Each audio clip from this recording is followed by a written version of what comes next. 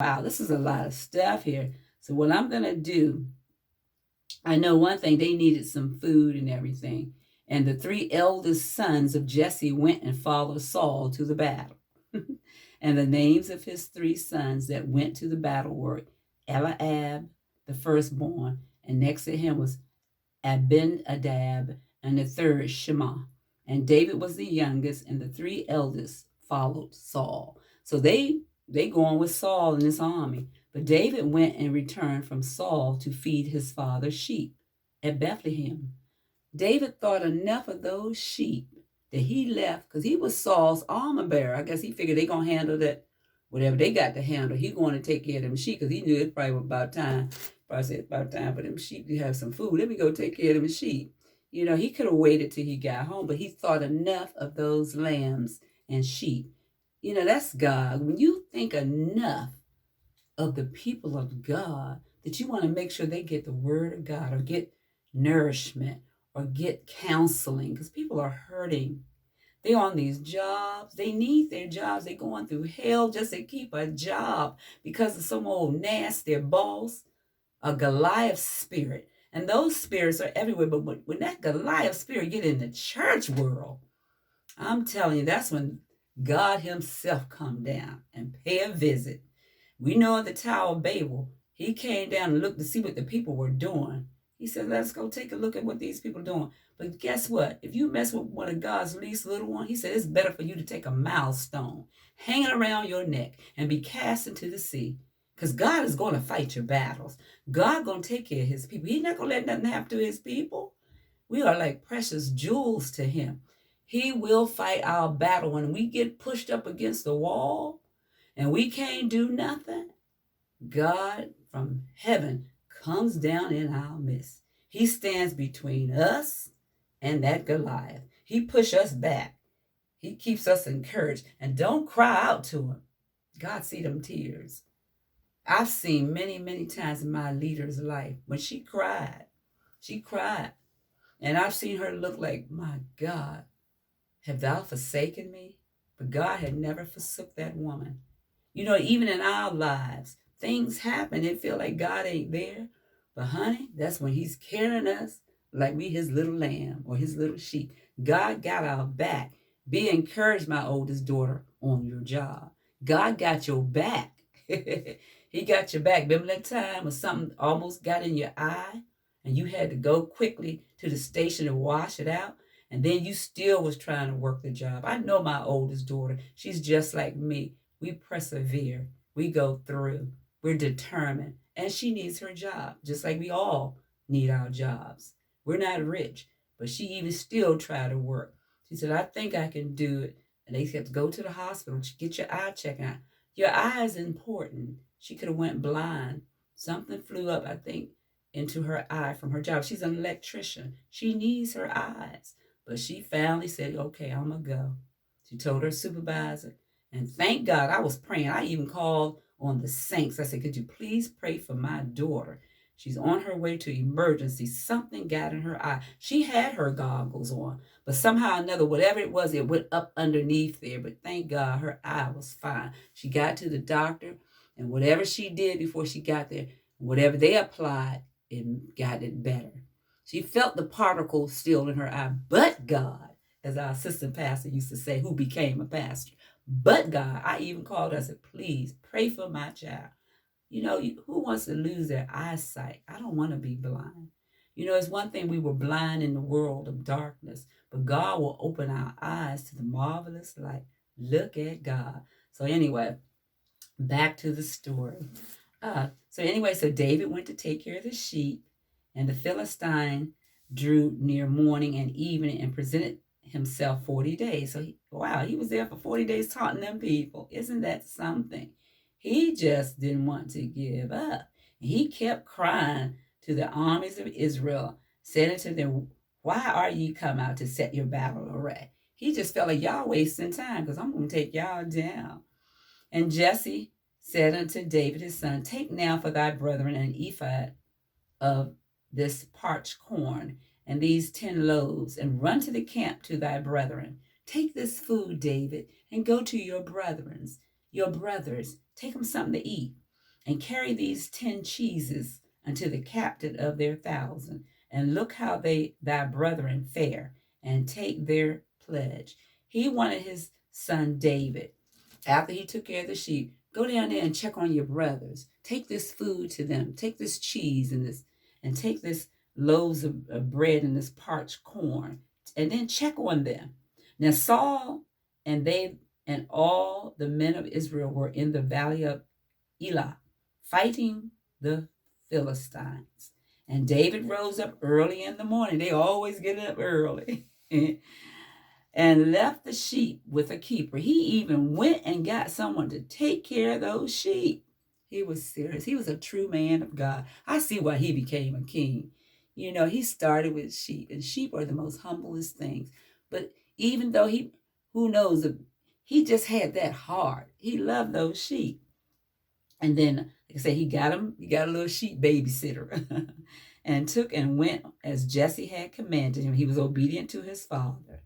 And he went down into the trenches to check on the host. And as the host was going forth to the fight and shouted for the battle, but Israel and the Philistines had put the battle in array, army against army. So it was army against army. And we know Goliath, he was carrying off. It's some carrying on going on up in there.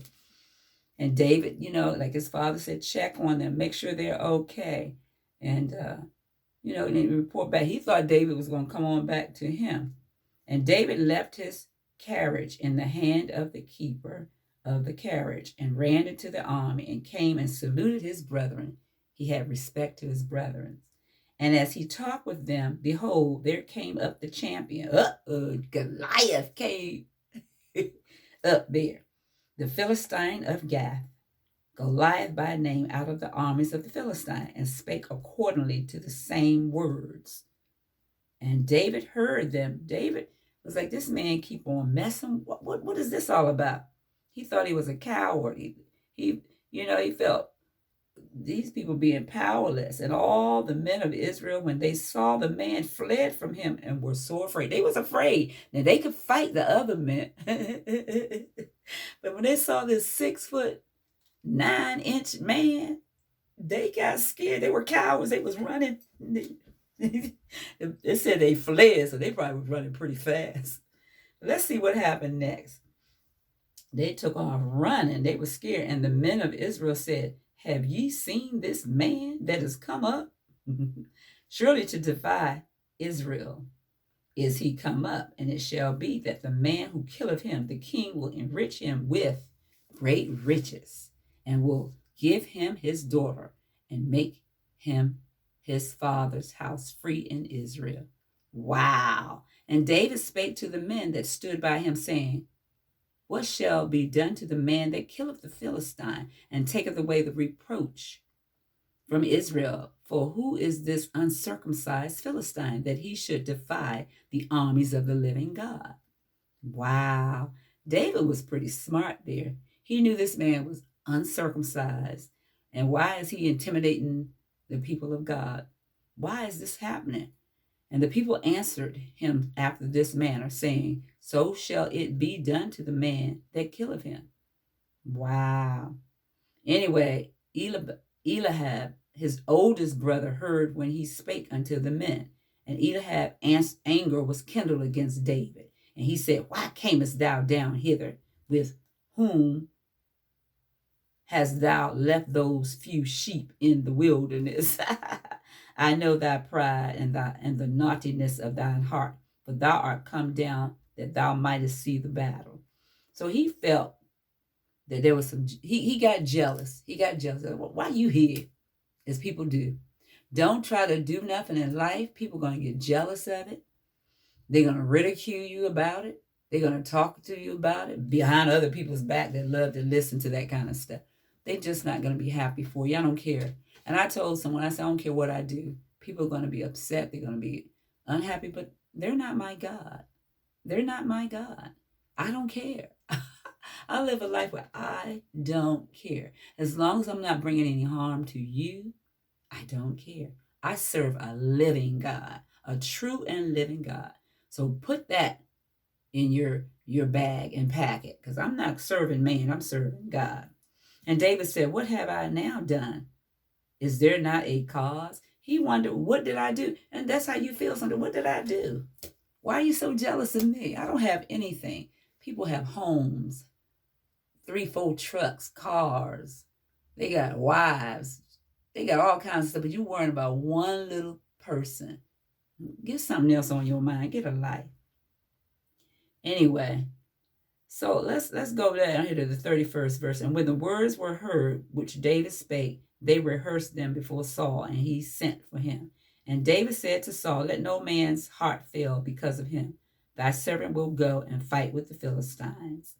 So let's get on down here. Because David wasn't playing. David was serious.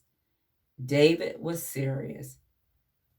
Okay, let's go to the 34th verse. And David said unto Saul, thy servant kept his father's sheep, and there came a lion and a bear and took a lamb out of the flock.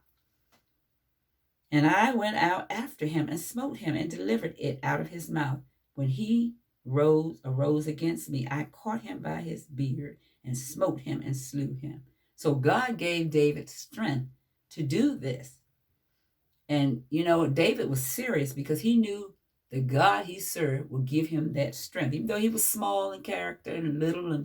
But he had his faith. He had the faith of a strong man because he trusted in God. And then that 36th verse says, thy servant slew both the lion and the bear, and this uncircumcised Philistine shall be as one of them, seeing he have defiled the armies of the living God. When you serve the living God, not Baal, not Buddha, not some God that you got to take him something to eat, not the invisible God, but the true and living God, the God that keeps his eyes and watch over us at night. My God. So David said in the 37th verse, David said, moreover, the Lord hath that delivered me out of the paw of the lion and out of the paw of the bear. He will deliver me out of the hand of this Philistine. And Saul said unto David, go, and the Lord be with thee. Oh my God. What did Saul? Saul don't know what he said. Go, and the Lord be with thee. He was already with David because David had that faith. The 38th verse said, and Saul armed David with his armor. Saul was so scared, and he wanted that man gone. He wanted Goliath gone. He even took his own stuff off and put it on David. Go, do what you got to do, and your God be with you. Anyway, what did he put on? He put an helmet of brass upon David's head. Also, he armed him with a coat of mail. And David girded his sword upon his armor, and he essayed to go, for he had not proved it. Now, David had never even tried this stuff, but he put it on him. And David said unto Saul, I cannot go with these, for I have not proved them. And David put them off him. He took that stuff off. He said, this stuff too heavy in the first. I ain't trying to, fight with this stuff. I can't deal with all this stuff. I haven't even tested this stuff out. I don't know if it's going to help me win this battle. I'm serious. I'm about taking him down. And this stuff is just holding me back. Oh, but it was spiritual hindrances. Sometimes on our jobs, we think if we buddy with these people, if we bring them something special from home for lunch, or if we treat these demons, that they're going to still like us. So the thing that I'm saying here, when Saul began to put his armor on David to help him fight Goliath, even the helmet and all this stuff, he was it was spiritual hindrances. It was things that was slowing David down, making him weak. And he couldn't maneuver in that stuff. He wasn't used to carrying that sword and that helmet. He didn't know Saul's things that he had to fight in the battle with. He wasn't used to it, in other words. So David said, these things are holding me back. So when those people come up to you and say, hi, how you doing? I bought you an apple. Or I bought you lunch on me today. I'm going to tell you something. Be careful of that too. And then don't try to buy them. You can't buy friendship. Don't try to buy people, because when you try to buy people, that only makes it worse too. Because they're going to eat your food. They'll eat your food and still talk about you, still laugh at you, and still make things hard for you. You can't buy them. What you need to do is buy time with God by praying, by fasting, by seeking Him, by staying in His Word. That's how you can defeat the enemy. Anyway, so David took off those things, and he took his staff in his hand and chose him 5 smooth stones out of the brook and put them in a shepherd's bag, which he had, even in a scrip, and his sling was in his hand, and he drew near the Philistine. Look at God. After he got the things that he felt that he could use, 5 stones, smooth stones, to got his sling together, probably tied that thing, had it ready, threw it over his shoulders. He ready to go out to the battle. This little man going up against this 6'9" like a giant, like a monster cyclone. No doubt he was big. When he walked, he boom, boom, boom, boom. You know, he probably could have picked David up and just popped him in his mouth like a piece of chewing gum, chewed him up. But anyway, it's kind of funny. And the Philistine came on and drew near unto David. And the man that bare the shield went before him. The little man, his armor bearer, went too. And when the Philistine looked about and saw David, he disdained him, for he was but a youth and ruddy and of a fair countenance. He despised him. And the Philistine said unto David, Am I a dog, that thou comest to me with staves? He was cursing at him. He was cussing him. And the Philistine cursed David by his gods. Oh my God, that's the worst thing you could ever do. Leave him alone. And the Philistine said to David, Come to me, and I will give thy flesh unto the fowls of the air, and to the beasts of the field. Then David said to the Philistine, Thou comest to me with a sword, and with a spear, and with a shield. But I come to thee in the name of the Lord of hosts, the God of the armies of Israel, whom thou hast defied.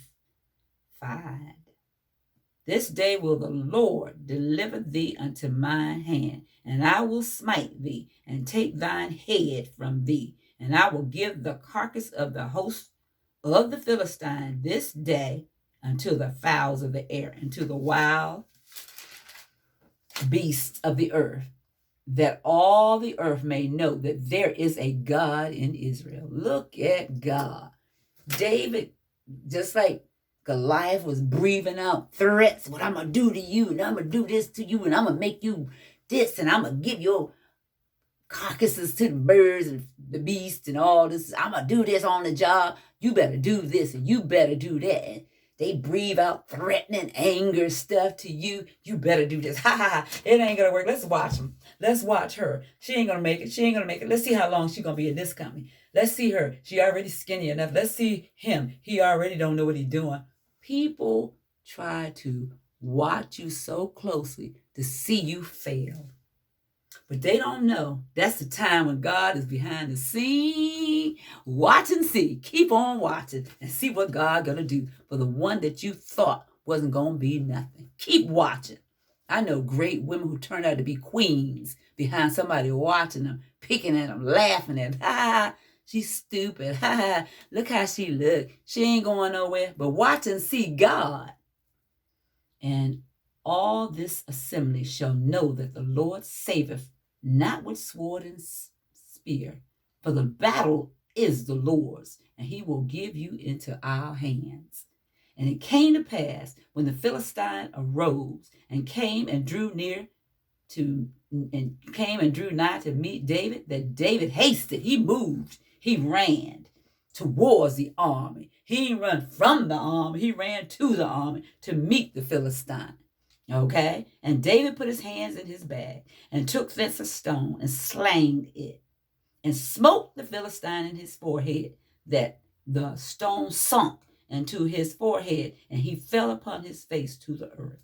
Look at God. He took that thing, He running in the battle, and he, bop, boom, hit the man right in the forehead. Because guess what?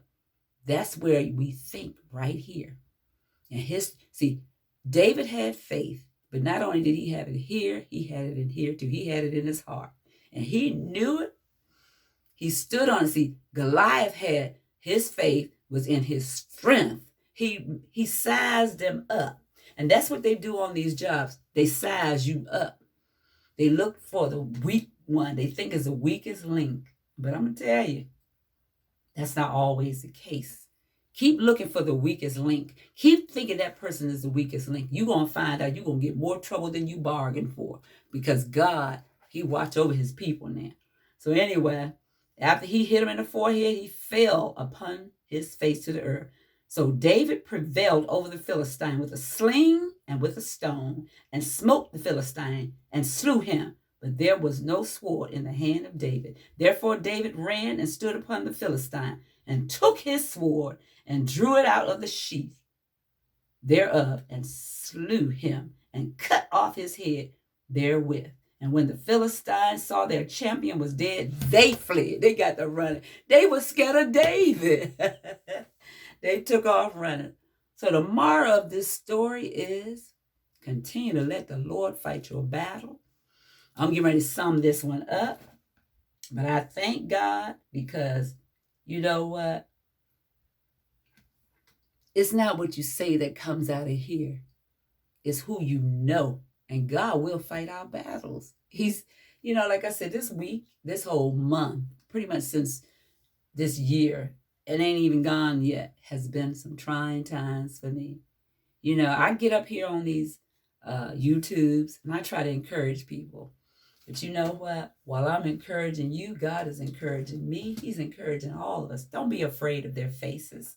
I used to live in Flint, Michigan.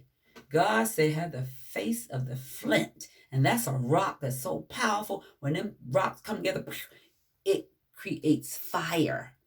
And that fire, it has a spark to it. I used to live in Flint, Michigan. I believe I was living there for a reason. Make your face like the flint. Don't be moved by words and threats, because that's what the Goliaths are. They want to give out threatening words. They want to do this and they want to do that. They don't have no power, because you can't do all the things you say you're going to do, because guess who got the person's back? God. You think that they don't have no power. They got more power than what you think. And a quiet person, what I've learned about quiet people, because I'm considered a quiet person. I might talk because I know how to talk. But don't underestimate them now. They ain't dumb. A quiet man or a quiet woman is always trusting in God. And that's the key thing. We can't come with weapons. We have to come on our bended knees. And we have to live right. You got to live right. And God see, even people out here in the world or haven't really turned their lives over to God, God see them. If people bother these people, as my granddaughter say, for no good reason, God going to fight their battles. And they're going to know it's a God. And this is why David did what he did, so that all of Israel could know that there's a living God. There's a living God. I know that there's a living God. He's fighting my battles. I can't be worrying about this stuff. I may hear some things, and I may ponder over them a little bit, but after a while, I'll be like, away with this foolishness. I don't have time. I don't have time. When I get the time to sit down and, then I have to make the time. But I'm busy. I'm about my Father's business, because I know my Father wants to bless me. It's just so much. And I think about this story, because this story is powerful. Exile. The parents named him Goliath, which means exile. He was banished away. He was ejected. His head got cut off. His head. David stood over here and sliced his head off. And that's what we need to do with Satan. How you kill him? You cut his head off. You don't worry about those words he said, because guess what? Every dog that barked don't mean he's going to bite you. And then there's some that will bite. But God got a remedy for that too. But I have enjoyed you all today. And as for my daughter on the job, keep looking up. Your 5 smooth stones is the word of God. Take it everywhere you go, Katrina. Take it everywhere you go. You got to believe in this word. You got to trust in this word, and God will fight your battles. Everything that it says in here from Genesis to Revelation, he's going to stand on his word. One thing about God, he's a man that will not lie. If he said he's going to do it, it's going to be done. We have to believe it. We have to believe it in here and in here. Don't depend on our strength, because we can't do anything with this natural strength. We have to trust in God. We might can do a few things around the house and on the job, but when it comes down to those invisible principalities and the darknesses and the princes of this world, the wickedness and hidden places and the hidden agendas that people got and plotting for your life, that's when God comes in. That's when we need a God. Because if we sit and worry about that stuff, we ain't going to go nowhere but get sick. Our bodies will begin to start deteriorating because we're worrying about this stuff. And then when you get home, some people drink themselves to death. Some people smoke themselves to death. Some people have to smoke weed because their nerves is bad. They trying to tolerate man's job. And you know what? I have heard some horrible stories that have happened to people who have mistreated people. You know, it's a slow walk. It's a slow walk. But God will catch up with them. It's a slow walk. It's a slow walk. You can laugh at people. You can talk about them. You can gang up on them. You can get a crowd of people. But guess what? God is greater than any army that you can produce. Let's trust in God. Let's treat people right. Let's do the right things. And we will get the reward. He said, even if you do good, you're going to get a good reward. But if you do evil, you're going to have to reap it. You're going to get an evil reward. We need to be careful how we try to set people up for a worse thing come upon you. I just thank God for the story of David and Goliath. There's so many good stories in this book. And these are for our edification. It's to admonish us to go higher in the Lord. These stories is to bring us closer to God, to believe in God, to trust in God. The righteous cry, and the Lord heard him. Psalms 34:7. Trust God. Trust God. God hear us.